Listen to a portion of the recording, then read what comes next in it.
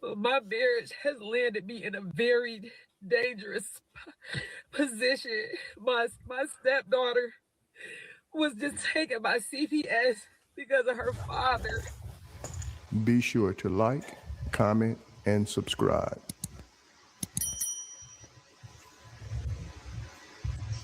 Until you do right by me. Why is it so stupid? It's always been about the kids. It's always been about the kids. Now you want to speak? I'm still blocked up, so I can't see what you're saying. But now you want to speak because he brought you into it? Girl! It's everybody else's fault?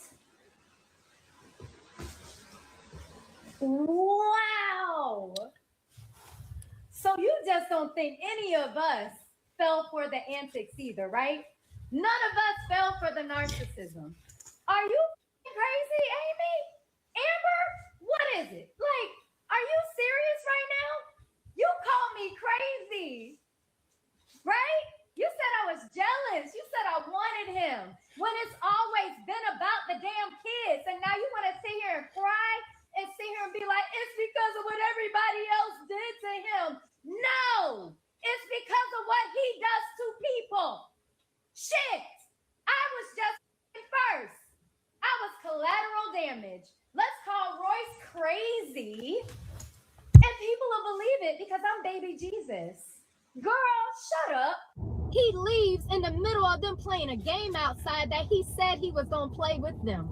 I am the one who sat there and invited him to senior night. Didn't show up.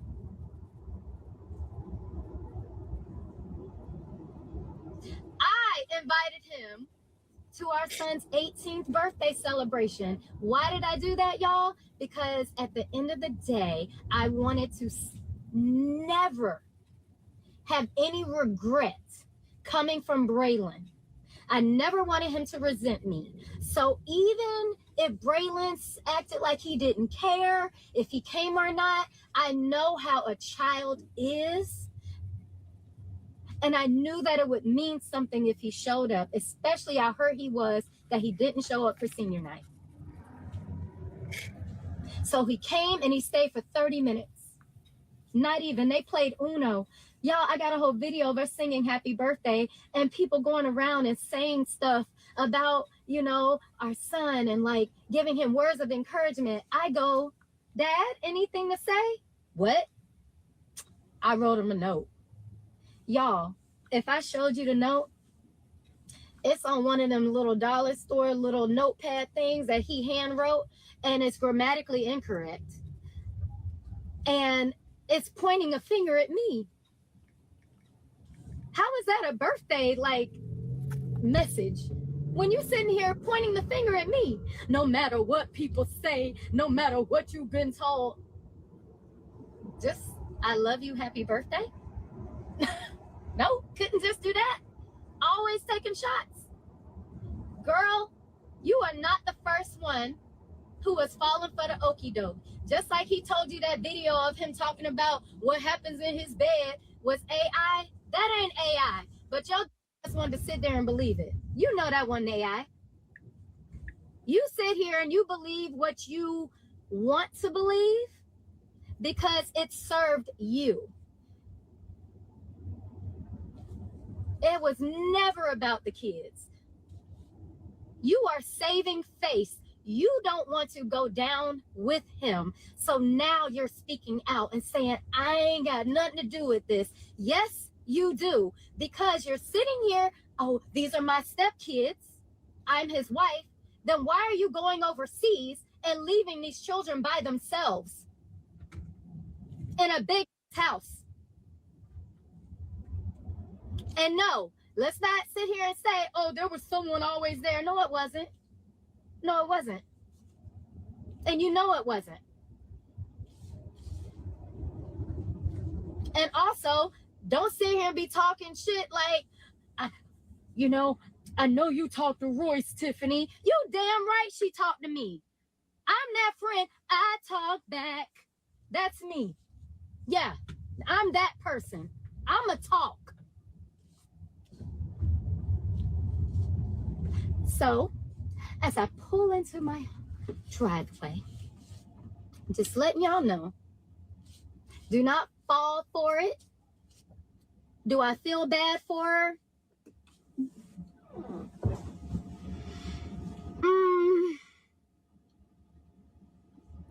I wouldn't say that I feel bad for her. I do not have any type of like, I don't have any sympathy. I don't have any empathy.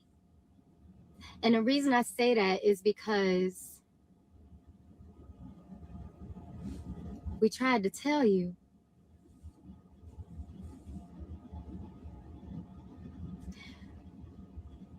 And we tried to tell you because we were trying to save our kids.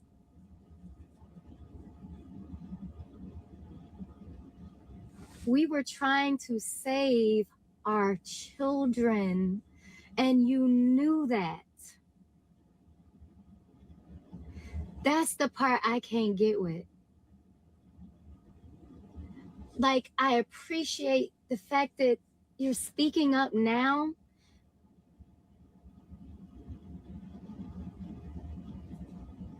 But the damage is done. The damage is done. My son is 18.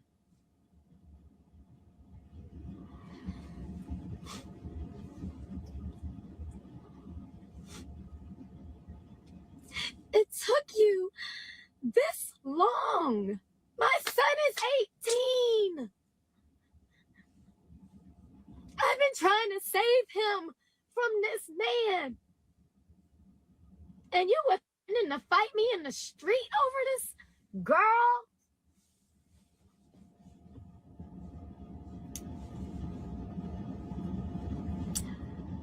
I pray that David gets back with his grandma so he can remember the memory of his mama. Because his mama was a cool chick, y'all. Mimi was an amazing person. She was funny. She could paint. She could sing. She was talented. She was funny. Like, she was so much fun to be around. And I know that he has suppressed that memory of his mama. Your mama loved you, David. And I want you to know that. If you ever see this, hear it, somebody that knows you, like, I know I don't see you unless, like, they're around. But, David, your mama was a ride or die for you. Your mama was, to the day she fighting for you. And Layla, girl, you already know we 10 tones down for you. Me and your mama fighting for you, like, have been, and we've been losing. And the only reason that I'm even a part of it is because I've been there. And I know the damage that it causes. And people sitting there like, oh, you're not the best mother either. You're not this. Yes, I made my mistakes. Braylon was my firstborn. I went from dancing on a court in shorts and a half top to being a mama. And I did my best. And I fought and I fought and I cried. Like, y'all, I did my best. But to see someone sit here and still make excuses for this person and blame it on other people and say it's a trauma, it's the stuff he's been through, and, you know, these other people did him like this. We all knew he needed help. We all knew that he had a problem. We all knew that he was a narcissist and manipulative. We all knew that he could piss on you and say it's rain. We knew it. You just didn't want to listen.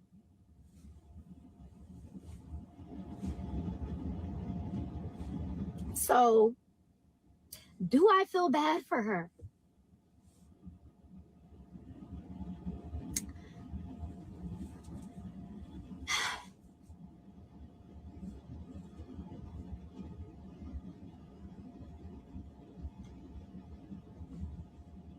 I really don't even know how to answer that question. I don't wish that on anybody, but sometimes you have to experience, sometimes you got to experience things for you to really be able to put yourself in someone else's shoes. So for that, that she had to almost get in our shoes, and I say almost because she's not a mama. She don't have a dog in the fight. But I don't feel bad for her only because she's still pointing the finger back this way. Like, she was different. You're not different. You were just another one. And it's going to happen again. He's going to manipulate somebody else and, say that all of us did this and we used him. And, of course he is. Why wouldn't he? But who put him on Dancing with the Stars?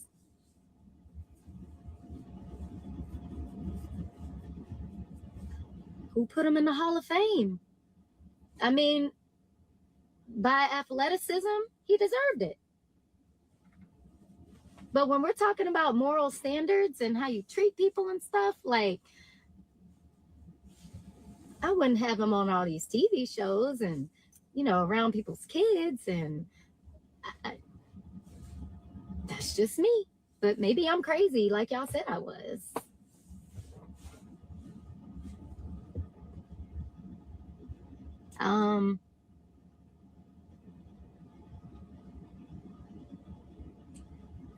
I think my biggest hope is for these kids to be safe back with their mama and grandma and loved, and not just have money thrown at them and now you're just supposed to be happy. Because money is not a pacifier. It's not.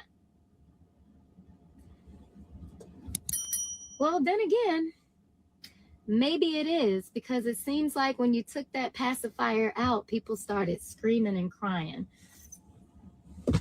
So, I don't know. Money ain't never made me do anything. Shit, I was sued for $500 million and I was still opening my mouth. So I will go to the grave and still haunt you for mine. Okay? I don't play like that. I don't care how much money you try and throw at me. When it comes down to a child, especially mine, oh, we about to be in this playing with fire. I want to deal with open house. Yeah, Dwight Howard, man.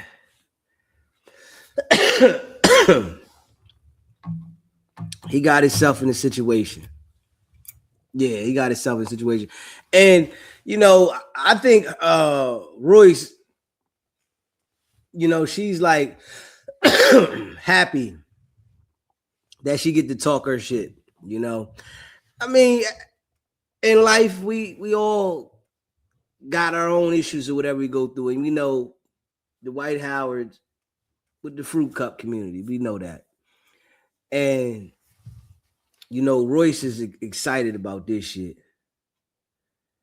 You know what I'm saying? Yeah, she's excited about this shit. Because she get to say, I told you. You know what I'm saying? She get to say, I told you. This is what's going on with him.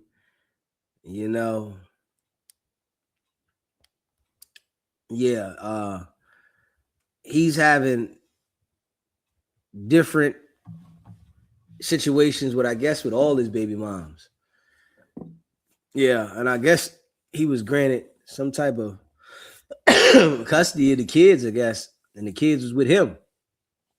Now, when things like this happen, they definitely leave the door open for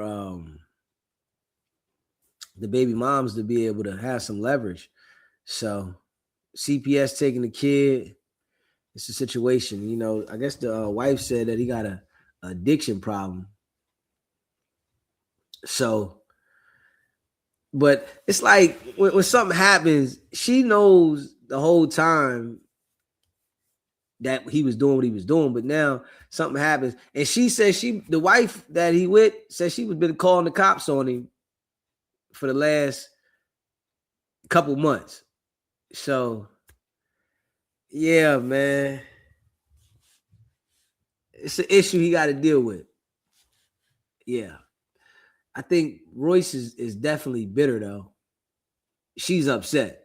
You know what I mean? She mad because it didn't work out, and I guess how he treated her. So I would say Royce is real bitter. Yeah, I think she do got some issues that she's dealing with. I think Royce got some straight issues she dealing with. You can hear it. When somebody got those type of issues up here, it come out in your speech when you talk. I think everybody got some type of issues, but when people's issues is fall on another scale, when they talk, you can hear it. So with Royce, I can hear, she's bitter, going through something, and she knew all about the boy when she was with him. And I say this, right? Some women be with these guys that they know do certain things, but they like suppress it and don't say nothing about it until the relationship don't work out. It's all good when they together, they hoping they can fix the situation. But when it don't work out, now you want to talk about this and that. But when you was there, you was dealing with some things, and then you try to say it's for the kid. And when it don't work out, it's he this and he that. And so with that situation there, I think Royce is super bitter. You know what I mean? Yeah. She bitter, but she willing to come out and talk now. Yeah, let me say all about this. I told y'all. Yeah, man, you gotta try your best to not give other people the ammo against you. Yeah. So he gave her the ammo. Yeah, he gave her the ammo, man. And his wife calling the cops. Yeah. Once the cops get called, the relationship's over. Yeah. That's what people got to understand too. Once the police get called in the house, that's it. Y'all relationship is done. Ain't no more relationship. You go your way, they go their way. We don't need to work on nothing because it's nothing for us to work. I think it only get worse. When you try to hold on to a relationship and the police is coming back and forth to the house, it just get worse. It's like if it gets to that point, it's over. It's nothing for you to hold on to. And people be trying to hold on to these relationships knowing that the cops is getting called. When the cops get called, that means y'all can't solve the problem. Y'all need somebody else to solve the problem. And counseling, none of that gonna work. It's time to move on. People be trying to hold on to these situations, talk about they in love. No, if it ain't right, it ain't right. If it's physical violence in the house and different things going on, it ain't right. It's so many people in the world. People think when they meet somebody, it's the only person they're gonna meet. It's okay to disconnect from people. It's okay. It didn't work out. You go your way. Boom. And I feel like when situations is over, it's no need to talk. You know, it's nothing for nobody to talk about. The situation is over. The relationship didn't work. It's nothing for us to talk about. We're not having no cordial conversations. You know how some people want to try to control the relationship of how they deal with a person. Well, we need to be cordial for this. No, we don't. There's nothing for us to talk about. It's going to be too much friction. It's tension. It's feelings that's still involved. And it's going to bring a lot of BS. So with Royce or whatever, you know, she got the kid, but the kid is grown that she got. Now, the wife been with him for 14 months. I already think he's using her as a cover-up. You know what I'm saying? Because we know the bull like men. You know what I'm saying? The bull like men. So the wife is being used for a cover-up. I guess she said he in there getting high. So it's a lot of friction in the crib. Yeah. So they just gotta let it go. You know what I mean? CPS then came, then took the daughter. It's all bad in that house right now. Tension. And he in the spotlight. This shit then went viral. Everywhere. Shit went viral. Everybody talking about this shit. He didn't get over it, you know. He didn't have situations where they didn't caught him with a man dressed up transgender. So he'd get over it. I mean, it's just something he got to deal with, another situation. Yeah.